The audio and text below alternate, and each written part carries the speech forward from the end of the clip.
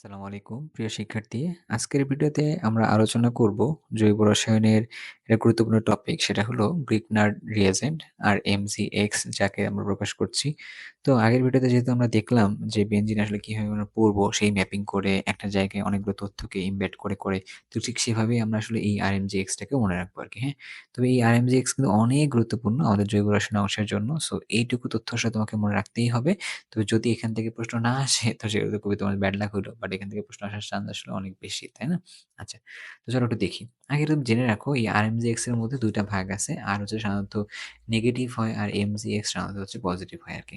তার মানে এইটা একটা বিকারক, তাই না? এখানে আর যখন কোথাও গিয়ে যুক্ত হইতেছে সেটা কিন্তু একটা নিউক্লিওফিলিক বিক্রিয়া হইতেছে আরকি।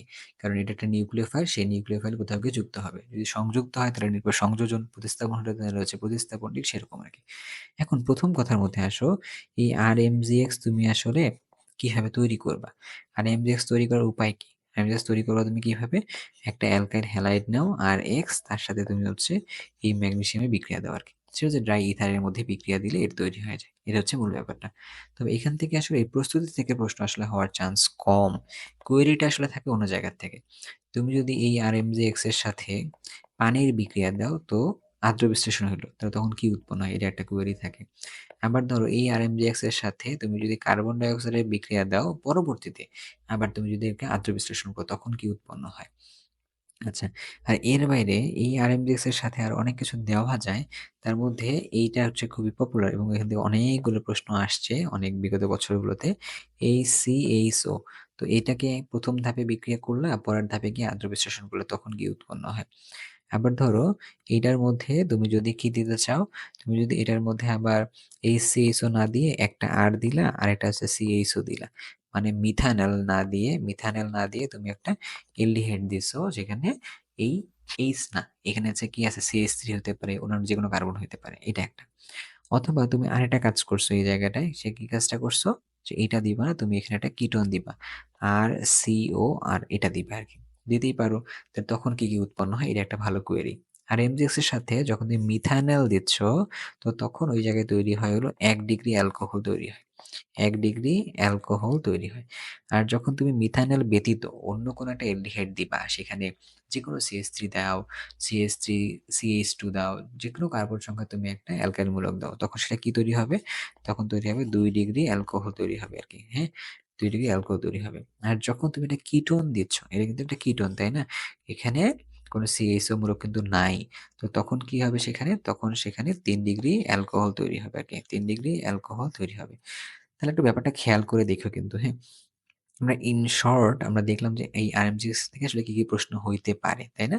এটা গেল কোন এই অ্যালকোহল তৈরিগুলোর মধ্যে থেকে গেল। বাট এই যে এই পাশে আমরা দিয়েছিলাম পানি এবং OH এর এখান থেকে, যদি এইচ এর এখানে প্লাস, এই এটার মানটা হচ্ছে মাইনাস, তাহলে এই আর এর মানটা হচ্ছে কি? মাইনাস, এটার মানটা হচ্ছে প্লাস। তো এই আর এর সাথে কে যুক্ত হবে? আর এর সাথে হচ্ছে এইচ যুক্ত হবে। আর এর সাথে এইচ যুক্ত হবে। করে তাহলে কি আর এইচ মানে অ্যালকেন তৈরি করলো আরকি। তাহলে গ্রিগনার বিকারককে আদ্র বিশ্লেষণ করলে আমরা কি পাইতেছি তখন? তখন হচ্ছে অ্যালকেন পাই। যদি আমরা কার্বন ডাই অক্সাইড দেওয়ার পরে পরবর্তীতে আবার আদ্র বিশ্লেষণ করি, তখন কি পাবো? সেখান থেকে RC⁻OH, তার মানে একটা এসিড পাবো। তার মানে এখান থেকে কি পাওয়া যায়? এখান থেকে অ্যালকেন তৈরি করা যায়। এখান থেকে আবার অ্যাসিড তৈরি করা যায়। এখান থেকে আবার অ্যালকোহল তৈরি করা যায় আরকি। তাহলে গ্রিগনার বিকারকটাকে অনেকগুলো পারপাজে আসলে ইউজ করার জায়গা এখানে কিন্তু আছে। তো এই তথ্যগুলো তুমি একটু গুছিয়ে মনে রাখবা। তাহলে তোমার যে প্রস্তুতির যে অংশটুকু রয়েছে, যেখানে গ্রিগনার বিকারক একটা হট টপিক, এখান থেকে প্রশ্ন আসলে সাধারণত হইতেই পারে বা হয়। তো তুমি এই জায়গাটাকে একটু জোরালো প্রস্তুতি একটু নিতে পারবা আরকি। আর আমরা এখানে বিক্রিয়াটার ডিটেইলস লিখি নাই। প্রোডাক্ট ডিটেইলস এ কি হচ্ছে সেটা লিখি নাই। দেন হচ্ছে এটার মেকানিজম গুলো কি হচ্ছে এটা লিখি নাই। কারণ আমরা আসলে মূল টার্গেটটা নিয়েছি হচ্ছে কোথায়? ঢাবি ভর্তি পরীক্ষার এমসিকিউ অংশগুলো যেটা রয়েছে এটার প্রিপারেশনটা একটু সলিড করা আরকি। আর এর বাইরে রিটেনের জন্য তুমি যদি করতে চাও, তো তখন তোমাকে হচ্ছে কি এই জায়গাগুলোর মধ্যে একটু ডিটেইলস ধরে করতে হবে আরকি। ঠিক আছে? তাহলে আমি তোমাকে একটা বিক্রিয়া জাস্ট এই অ্যালকোহলের বিক্রিয়া যেটা এর একটু ডিটেইলস জাস্ট লিখে দিচ্ছি। যদি রিটেনের মধ্যে আসে তো, তখন তুমি কাজে লাগবে আরকি। ধরো আমি এখানে একটা আর দিছি। আমি এখানে তোমার CHO দিছি। এর মধ্যে আমি কি দিলাম? RMGX দিলাম। এটা R প্রাইম দিলাম। ঠিক আছে? তাহলে একটু ট্র্যাক করতে সুবিধা হবে। ১ম ধাপে কি হয়? ১ম ধাপে যেটা হয়, এখানে R, তারপরে হলো কি C এর সাথে O, এখানে ছিল একটা H, এইখানে এসে যুক্ত হইল R প্রাইমটা। ঠিক আছে? আর এই ও এর সাথে যুক্ত হলো OMGX। ও এর মানটা মাইনাস, এর মানটা হচ্ছে প্লাস। এই হচ্ছে সংযোজন বিক্রিয়া হইছে। পরের ধাপে আমি যেটা তখন বললাম যেটা, পরের ধাপের মধ্যে কি আদ্র বিশ্লেষণ হয়? মানে এসিড এর উপস্থিতিতে পানি দিয়ে বিক্রিয়া করলে আদ্র বিশ্লেষণ হইলো। তখন কি হইলো? তখন হচ্ছে এই যে মাইনাসের জায়গায় পানির থেকে এইচ আসবে আরকি। তখন তাহলে কি হবে? আর সি এর সাথে একটা এইচ, এই পাশে থাকলো আর প্রাইম, আর এখানে থাকলো ও এর সাথে একটা এইচ। তার মানে এটা একটা অ্যালকোহল তৈরি হলো ফাইনালি। বাট এখানে ২ টা দেখো আর মূলক আছে আরকি, তাই না? ২ টা আর থাকা মানে কি? এটা একটা ২ ডিগ্রি অ্যালকোহল। ২ ডিগ্রি একটা অ্যালকোহল কিন্তু আরকি। বোঝা গেল?